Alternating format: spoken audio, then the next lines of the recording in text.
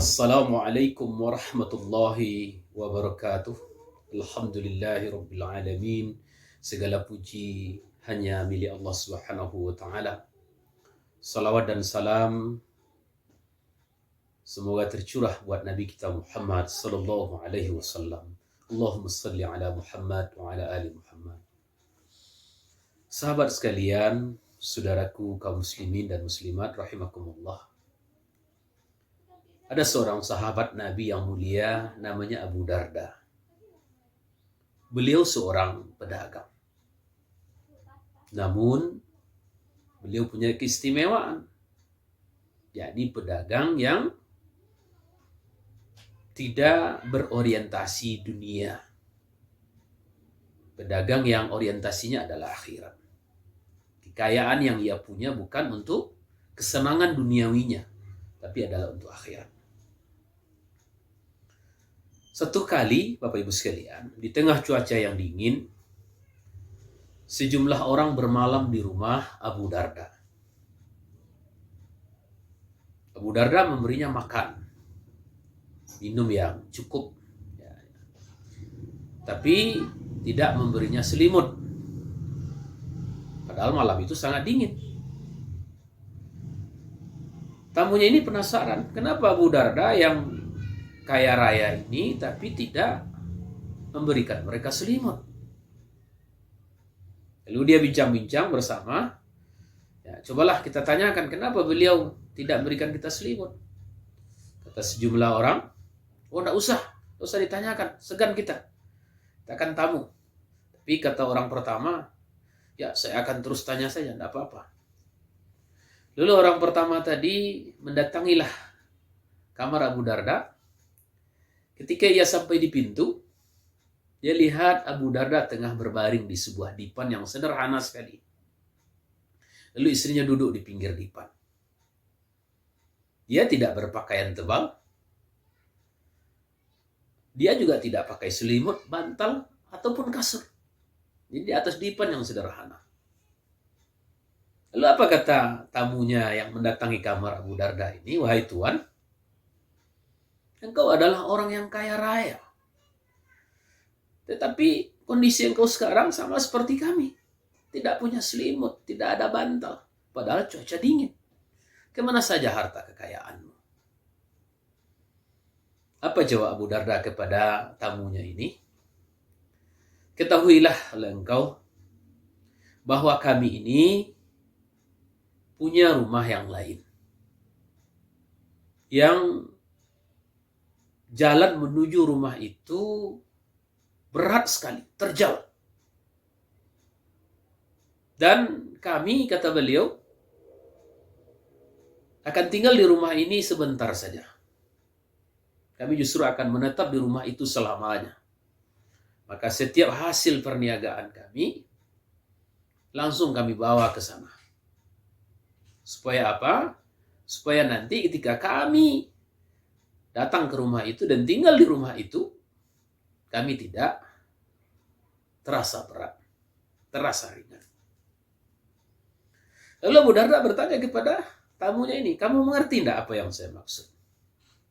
Mengerti, wahai Tuan. Saudaraku sekalian, apa yang dimaksud oleh Abu Darda? Rumah mana yang ia maksud bahwa jalannya berat, bebannya berat? Yang dia maksud bukanlah rumah yang ada di dunia ini. Tapi dia maksud adalah akhirat. Dia tidak ingin harta yang ia peroleh dari hasil perniagaannya nanti menjadi beban baginya di akhirat kelak.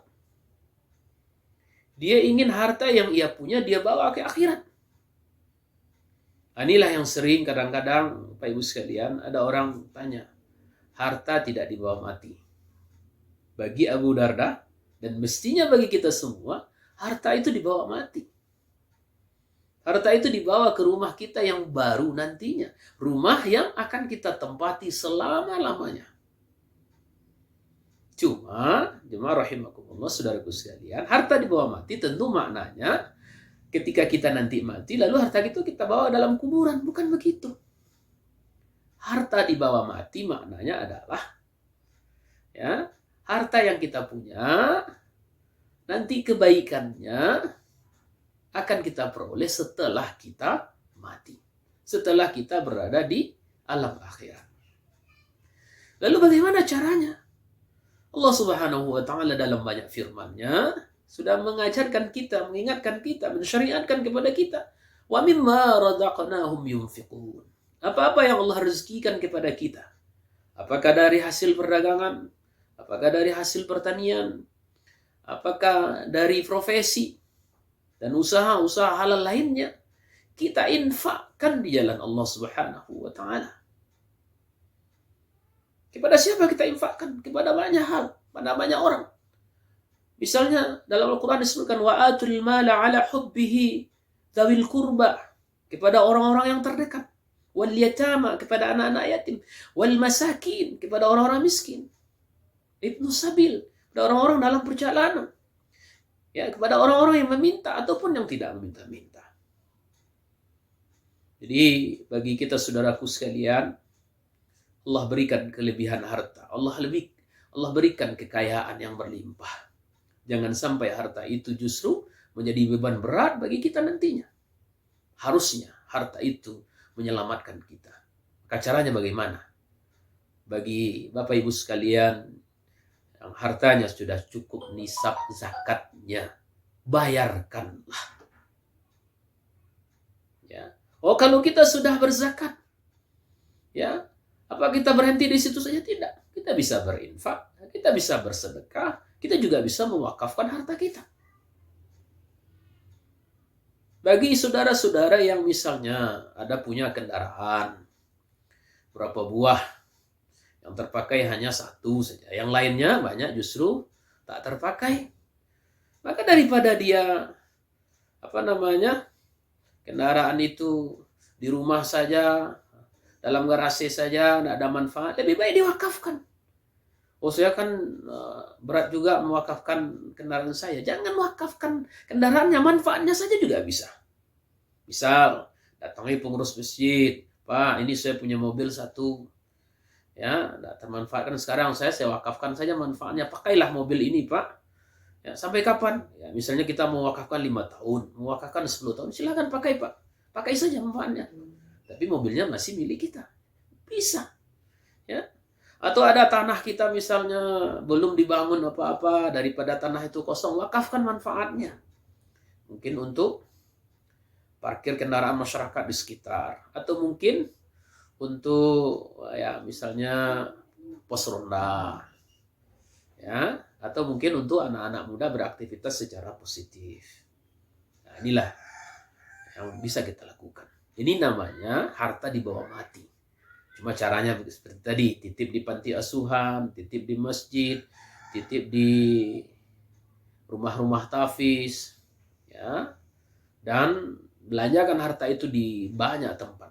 Yang nanti insya Allah di akhirat kelak dia akan kita ambil kembali, tapi bukan dalam bentuk hartanya, bukan dalam bentuk uangnya, bukan dalam bentuk kekayaannya, tapi dalam bentuk pahalanya. Yang pahala itu akan Allah balas insya Allah dengan surga. Ya.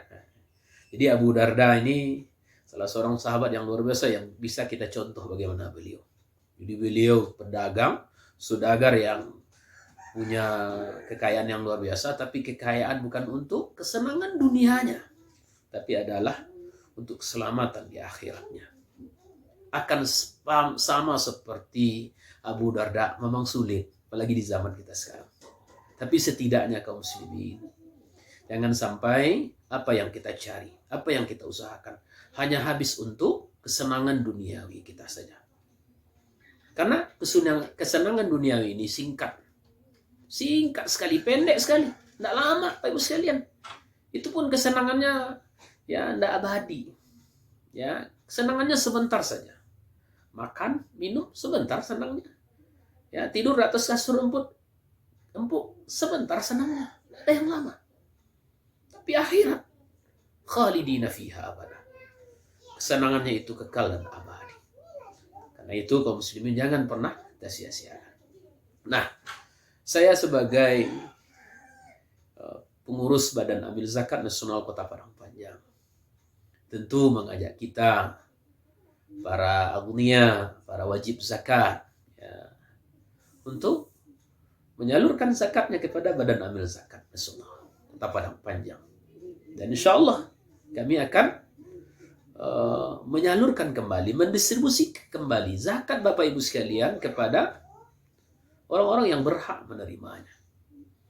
Banyak program yang kami buat ya pada tahun lalu, dan insya Allah juga akan melanjut pada tahun ini. Apa misalnya, selain Padang Panjang Makmur dengan modal usahanya membantu modal bagi masyarakat kecil dalam berusaha, kita juga memberikan beasiswa kepada anak-anak yang ingin kuliah menjadi kader ulama. Namanya beasiswa kader ulama.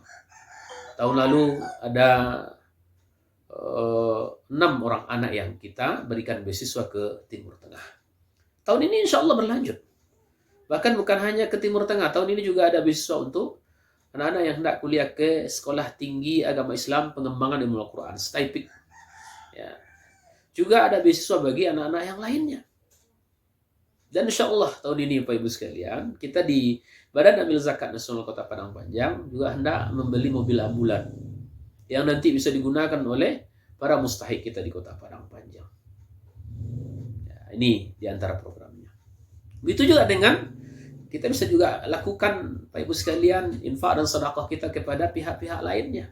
Dan kita di Basnas juga menerima infak dan sedekah yang kita pergunakan juga untuk kepentingan umat. Ya, inilah Bapak Ibu sekalian, mudah-mudahan tausiah singkat ini mengambil teladan dari sahabat yang mulia Abu Darda bahwa harta bisa dibawa mati. Cuma tentu caranya jangan salah.